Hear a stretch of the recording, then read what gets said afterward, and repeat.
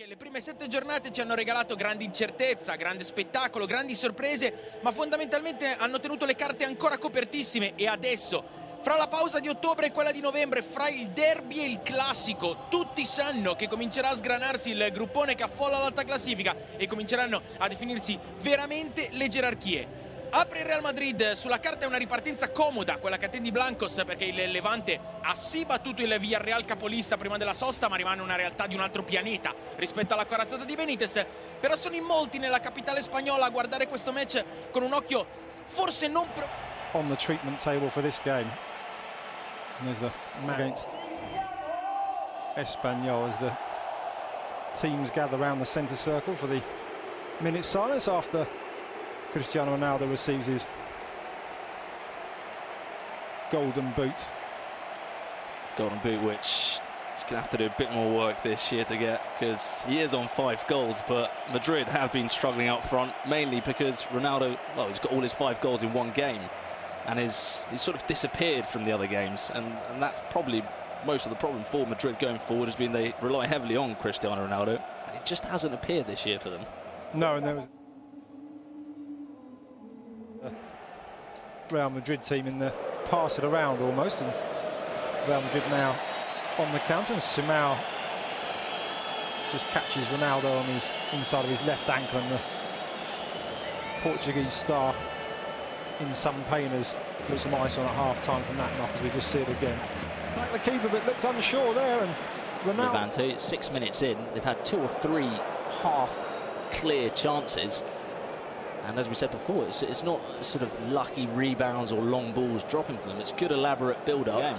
They do, and also, I suppose, the unfamiliar Real Madrid line-up with, as mentioned, so many of the Isco once again. This time he finds Ronaldo on that far side, shepherded by Fidal.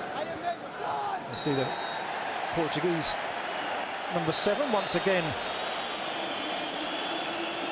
challenged heftily, and it's Fidal who will go into Mr. Sauer looking frustrated, as once again Such finds Isco, and it's to Marcelo. Now Ronaldo taking up a left wing position, Bale moving into the area alongside Isco. Ronaldo with a right-footed cross looking to the far post, where it's too high for Bale. Slightly more lively now and pressing as Bale flicks the ball in, and Ronaldo goes down under the challenge of Simão. The referee not interested. I did see a push there, to be honest. It looked like Simão brought his arm out quite in the last few minutes, and Levante having less and less possession and unable to control the midfield like they were, was able to save Real Madrid in the embarrassment. There's the really giving that away. Varane able to just put a foot in and claim possession. Ronaldo certainly impressing today as Cruz looks to take that corner in, swinging from the far side. It goes over, it's met by the head of Casemiro, but he didn't manage to get underneath the ball, and it loops higher. Again, we see a player there going down. Well, there is unable to connect with that pass, and once again Levante looking to build, but Marcelo in strongly. He's done well to win the ball in the last third, and now Ronaldo looks to exchange passes with Marcelo, and Madrid lead their first real chance of the game. When the team's struggling, not really getting to the game, he recovers possession, then brilliant body strength to hold off the challenge, then linking up brilliantly with Ronaldo, applying the finishing touch. That's why, well, that's not why he's the captain, but that's why today he's the captain, leading by example, and he's really opened up a game which wasn't going anywhere for Madrid, and maybe now, after the first one's gone in, we might start to see a few more from Real Madrid. The shot was certainly a powerful one, but Ruben might be slightly disappointed that he let that in his near post, rooted to his line. For Levante as well, isn't it? You're playing a good game, you haven't done anything wrong. Well, hang on here, this could be 2-0.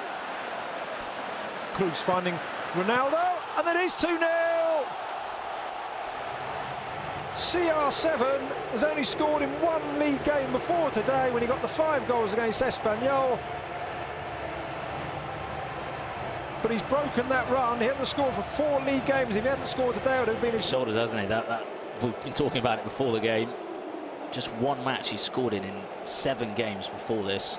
So unheard of for Ronaldo. He's finally got that weight off shoulders. But for Levante, I was saying before, they lost possession there. Really cruel, because they haven't played too poorly the opening 25 minutes. But then, of course, that's the difference between a side like Madrid and punished by Ronaldo. It's 2-0. Marcelo finds Bale, and Madrid on the rampage now, looking for a third goal. Ronaldo just unable to reach that cross.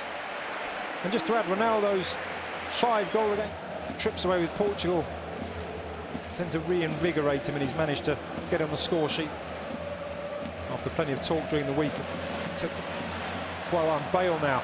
Ronaldo's dropped back and Bale found him, and his left-footed effort didn't connect properly with it. Good defending from Juan Fran, who went in and... Yeah, you see, he's the biggest veteran there is in world football there. The old trick of getting the socks down, which is nothing that Ronaldo could be blamed for in that clash there. Well, it looks like a strange one, doesn't it? It does, yeah. Just Ronaldo's shot, and maybe the follow-through from the left foot just caught Juan Fran just there, it looks like, maybe. There doesn't seem to have been too much lasting damage just there. It does look like he was caught. Certainly would have been painful. Oh, yeah. We can't take anything away. Barrage of attack after attack from Real Madrid since that first goal. And as we said here, well, but his uncertainty, he dropped the ball, but now Real Madrid quickly back onto the attack, and game allowed to carry on as Isco was brought down. Ronaldo finds the Vilas to the halfway line. Ronaldo out to his left, and he finds him. Calls for it back, Bale, and Ronaldo unable to either find space for a shot or return the pass to the Real Madrid number 11. Instead, Ronaldo's left right. It was Isco all to catch him on the break. We can see there. I just think he doesn't quite come away with a cutback. I'm not entirely convinced he gets caught by Simao. Well, it's just on the leg. It could be maybe something muscular, which I don't know.